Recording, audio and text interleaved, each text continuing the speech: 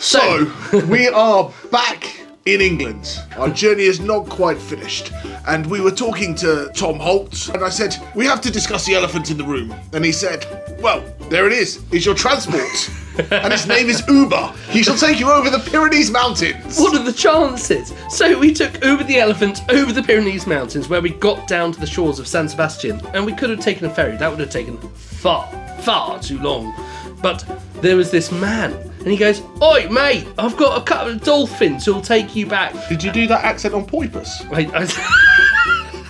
Anyway, it turns out these two dolphins were also called Uber. Uber's the dolphins then swam going "Ah!" all the way back to England, and it was much faster than a ferry somehow. We've been silly so far. Let's just take an Uber. Yeah, an Uber. Yeah. We got an Uber, and the driver turned up, and his name was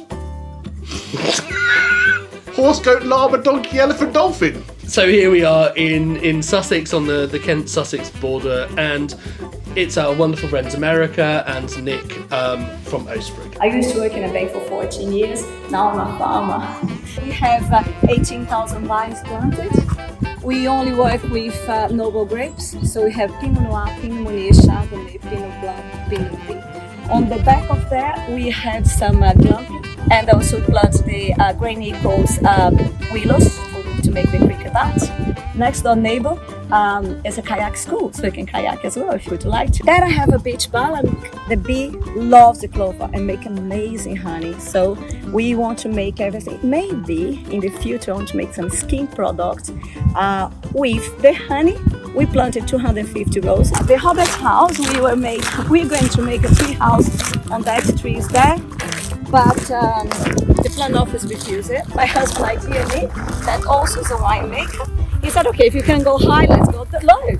We actually make two Chardonnays, one of which is this, which is more of a kind of a Chablis style. The idea here was really to create a wine that was focused very much on the fruit, very kind of crisp. You're probably familiar that a number of people in the UK not that happy with Chardonnay. They're known as the ABCs. This is our mission from God, Blues Brothers style, to try and bring people back to the fold. The wine has lovely floral aromas to it. So you've got a bit of kind of lemon, even a little bit of spice, some apple, some pear, and then we have a little bit of honeysuckle sitting in the back. Now this has actually been sitting on oak for 5 months. And that was over the winter months. So this hasn't been through a malolactic fermentation, so you're not going to get those buttery aromas, but you do in the background get a very small hint of kind of vanilla. And that time on oak has also allowed the wine to kind of really bed down and smooth out. It's got a lovely crisp minerality and a lovely approachable acidity and a really kind of warm, soft mouthfeel to it. And this, I think, really does sort of capture the fruit that we have here. Cheers. I think we might have done it. 24 wines, 24 days. What a phenomenal finish. What a phenomenal adventure. What a journey through wine. I think it's been a lot of fun. I hope you've enjoyed things that you thought you wouldn't enjoy. New things you've experienced. Things you had no idea even existed, maybe. What would you say has been your most memorable wine experience of this? There's a lot of wines that I've known and I've seen and I've been aware of. I really think that bit of a crossing where we went from Georgia to India to China to Japan, I had a feeling that might have been a bit of a rough part of the journey. Yes, right. But I was really surprised at the quality and the styles. How about yourself? What's your highlights? Absolutely, hands down, it was the Janoon Indian wine, without a question. I feel we've won the bets, as you were saying.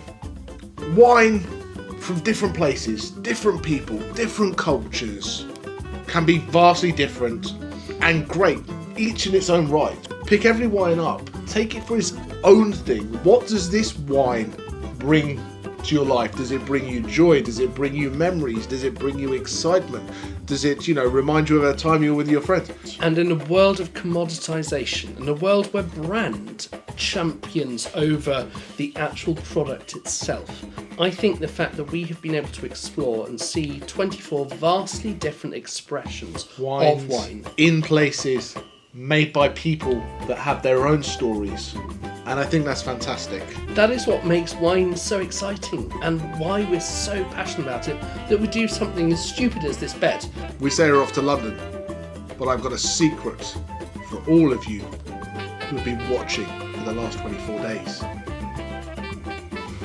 We've been in Leighton Buzzard the whole time. Fourth wall smashed. It's been an absolute pleasure, guys. Thank you. So much fun. Join us again next year. Bye. Cheers. Cheers. Bye.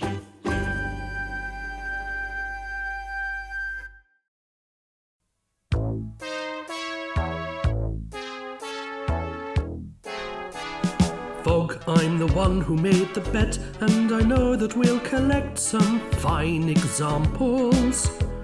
Fog is my name, and I'll toast to each sip along the way. That's what I say.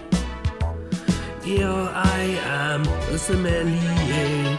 I'll uncork in night's bouquet. It's my turn to pour and bear a winey tale beyond compare. Hey, now the story must uncork, 'cause the clock is ticking forth. We must be ready to taste away. 24 days around the world, we'll slip and pour and swirl, and travel through the world's top regions. Time, we'll taste and race the time, and we'll follow the green rose of the vines. 24 days around the world, we'll slip and pour and swirl, until our cases make it back.